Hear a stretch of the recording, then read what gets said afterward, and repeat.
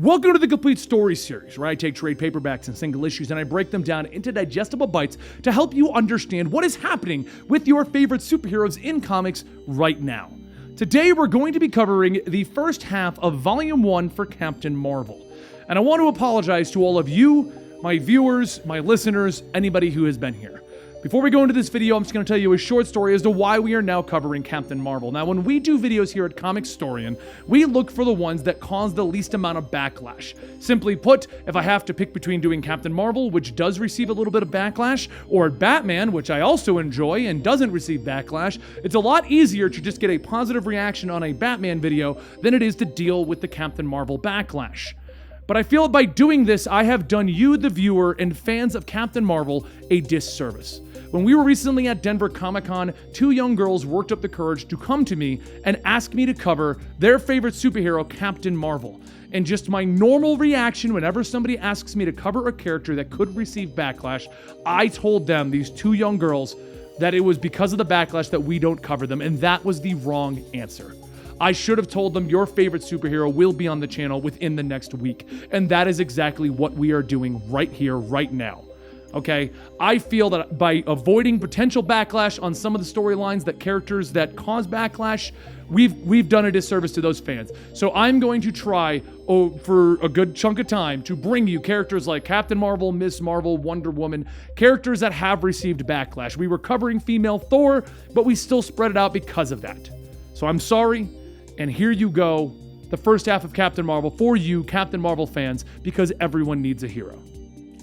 As a speeding rocket comes closer to the state of New York, Carol Danvers, the superhero known as Captain Marvel, flies up calling out that she's got it. Rhodey flies up shouting, "Hang on a moment, let me scan before we intercept," but Carol yells, "There's no time! If this thing's going to explode, it needs to be as far away from New York as possible." She then catches the rocket, spinning it around, throwing it into the air, stating, "Please don't be a nuke." Rhodey tells her, actually, scans show that it's not a nuke, and she just threw that on a trajectory to arc and come down on somebody's house in New Jersey. She flies back up after the rocket, saying, Okay, just so you know, if this was a bomb, then you would be thanking me right about now." When Carol shoots by grabbing the rocket, she stares at it, and Rhodey flies up asking if she's seen anything like this before. She tells him nope, and he's gonna want to get Sword on the line. There's somebody in it. Later that night, Carol heads out on patrol with Tony Stark so that they can discuss what it was that Carol found earlier. Tony says the alien that they found was unconscious, but she's stable. She's Nowlanian, a rapidly aging race from the outer edges of the Centaurus arm. The two touch down to stop a pair of men robbing a couple, and while the heroes take care of them, Carol asks what would she be doing all the way out here. She ran away from home. Tony tells her that that's the thing, she doesn't have a home. The Nowlanian planet was destroyed by the Builder. They attempted to escape, but even the evacuees were attacked. No one is sure if they survived or where they even have landed. Carol then says, alright, so before we can take her home, we have to figure out where home is. And Tony tells her exactly,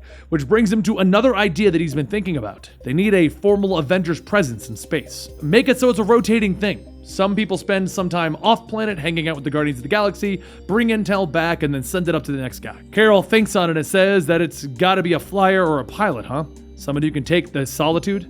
Well, she might have an idea of who. And Tony tells her, the choice is obvious, right? Rhodey. Carol shouts asking, Rhodey? And Tony laughs telling her, I totally agree with you. So if you could you go talk to him about it? Tony then picks up the two muggers and flies off shouting, bye! The next night over at the McGuire Air Force Base, Rhodey throws a birthday party for Tracy in one of the hangars. While everyone starts to mingle, Carol whispers to Rhodey that she needs to talk to him for a moment outside. A few kisses later, outside of the hangar, Rhodey asks, you were saying? And Carol tells him that Tony just tried to make the suggestion that James Rhodes is a better pilot than the great Carol Danvers. Rhodey says, well, I am. And as Carol tells him in his dreams, Rhodey goes on telling her about my dreams. I've been thinking that maybe we could go out, have a nice dinner, not sneaking around behind the backs of everyone that you aren't dating anymore. Carol then says it's not like that, it's just nobody's business. She doesn't want to make a thing out of it until they're both sure. Rhodey asks, are we not sure? And Carol tells him, no, yes, well, I'm sure about you, not so much about me. Rhodey then says, it's not you, it's me. And Carol shouts, no, yes, maybe, I want to go to space.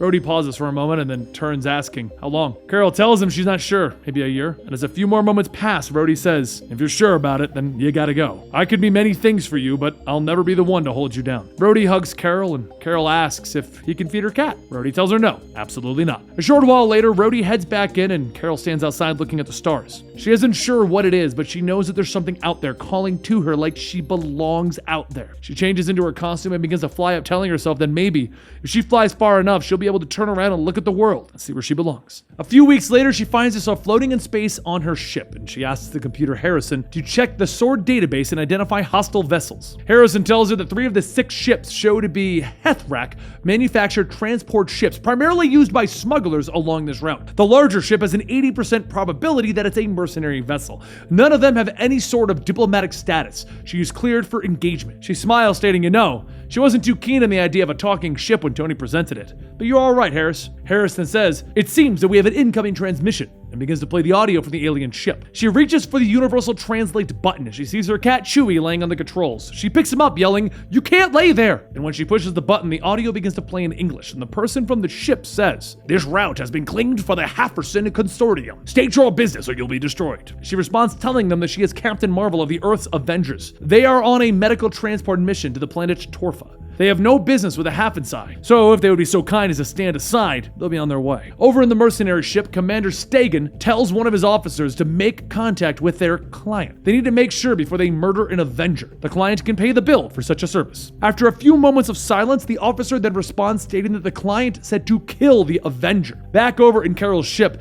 Harrison warns her that the enemy ships are charging their weapons, but before Carol can finish shouting not to fire, Stegan hits the ship with a blast. Carol takes Chewie, throwing him into his cat carrier, telling him to just sit back for a moment. Mama's gonna hand these boys to their butts. She begins to dodge and weave through the enemy fire, and as Chewie begins to hiss, Carol tells him that if he didn't want to come, he should have been a lot nicer to people. Once she gets a clear shot, she begins to fire at the transport ships, destroying them.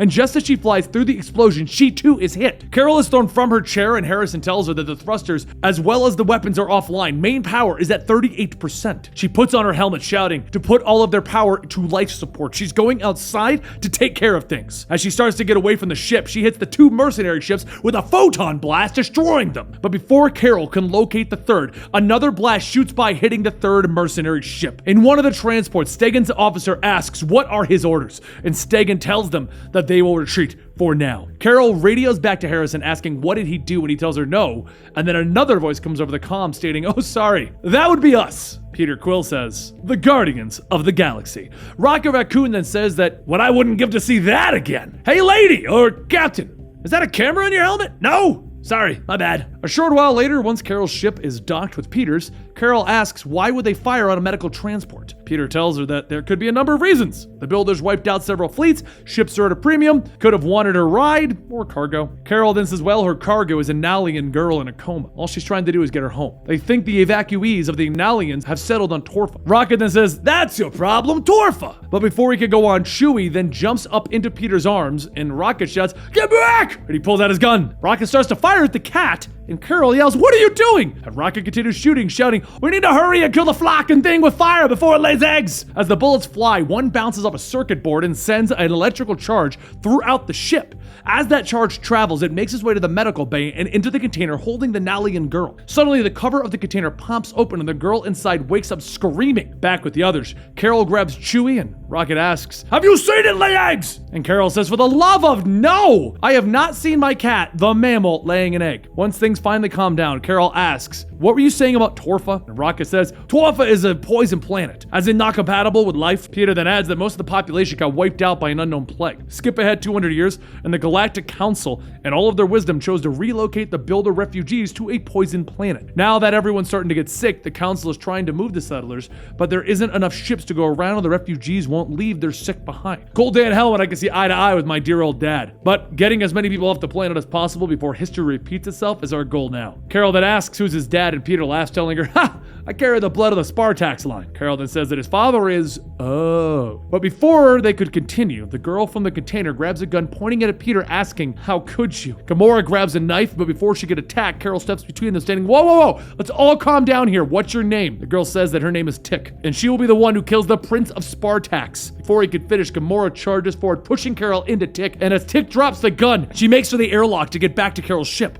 As Carol's ship detaches from docking, Carol shoots outside after the ship, shouting, "No one steals my Flarkin cat!" A short while later in space, Carol realizes something. She can fly fast, but not as fast as her ship, which is now gone. Rocket radios in stating, "Good news is that your ship's hyperdrive still works." And Peter then gets on stating, "If you would like, you can rejoin us and we can try to make our way to Torva."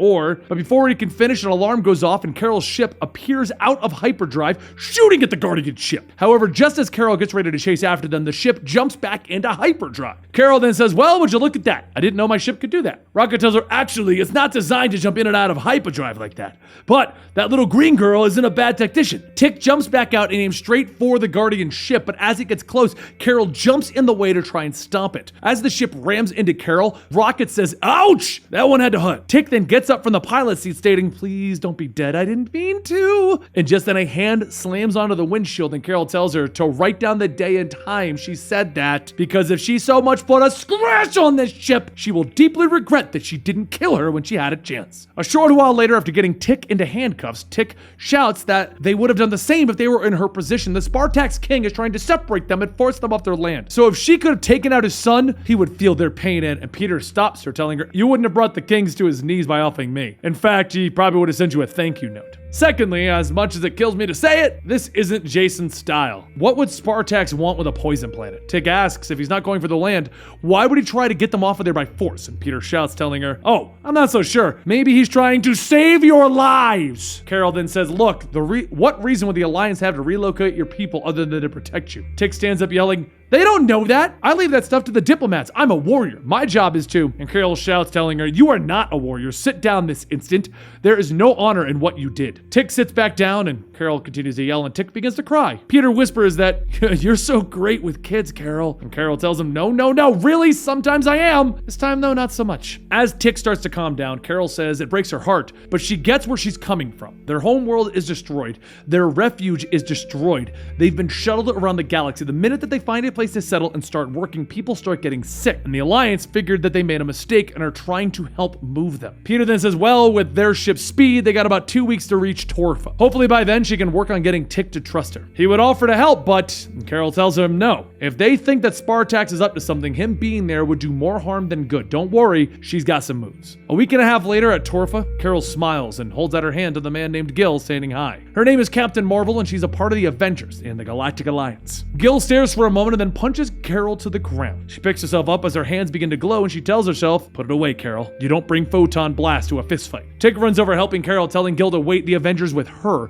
Gil hugs her and picks up Tick while everyone else gathers around and Carol says, "Okay, there may be some kind of a misunderstanding here." Gil helps Carol up the rest of the way and asks her if she's with the Galactic Alliance and Carol tells him yes. Well, sort of. We're on the same side. Gil punches her again, telling her that there's been no mistake. She springs up from the ground, stating, "Let's try this again," and grabs Gil by the arm, slamming him to the ground. She says that she's come a very long way at the request of their little green friend. An audience with their leadership would be nice. Just then, a woman surrounded by guards asks Carol if this is the diplomatic greeting where she comes from. Tick yells, "Lady Elenides!" And Lady Elenides asks if this is the champion that was promised. Tick tells her no, this is Captain Marvel. She was actually looking for Spider-Woman, but Captain Marvel's an Avenger too, so she's gonna help. Tick then looks at Carol and tells her to go ahead and tell them. Tell them everything's going to be all right. Carol extends her arm, telling her it's an honor, Madame President. I'm not sure on which I should use. Elenides then asks Tick if she would be so kind to escort the emissaries of the Spartax Empire back to their ships. She's afraid negotiations with them are in an impasse. As Elenides begins to walk off, she calls to Carol to follow her. They have much to discuss.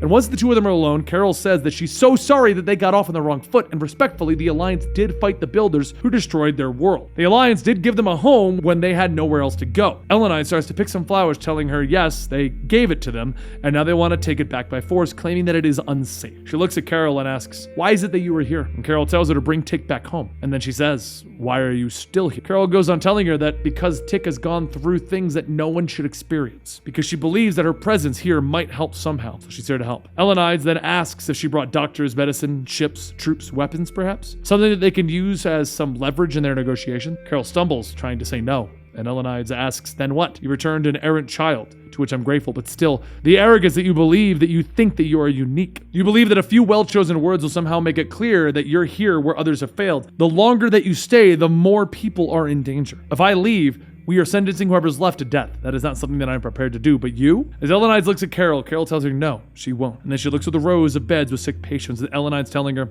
"Good, perhaps you can make yourself useful after all." And there you have it. The first part of Captain Marvel from Kelly Sue DeConnick. Now, I am a fan of Captain Marvel. I don't like what they've done with her recently because she's become like a big evil villain in the Marvel Universe, but then Marvel wants to be like, no, she's still a good guy.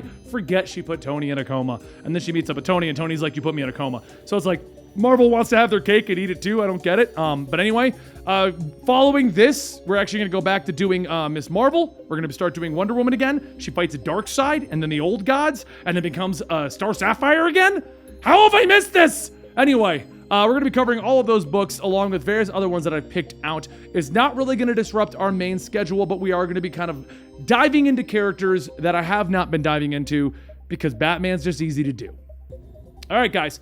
I mean, and for the record, for those guys who are wondering, I also am like a huge fan of Batman. There's like 2 Batman tattoos on me, and then this one's Red Hood, but if you don't know that, it's Batman. Yeah. So, and I like Wonder Woman. She's over here too. Like, I kind of like a lot of superheroes, guys. That one's Flash. If you can't tell, Lightning Bolt, it's Flash. Over here is like Bahamut from Final Fantasy. Oh, look, Benny's flexing his crappy muscle. I'll see you guys next time right here.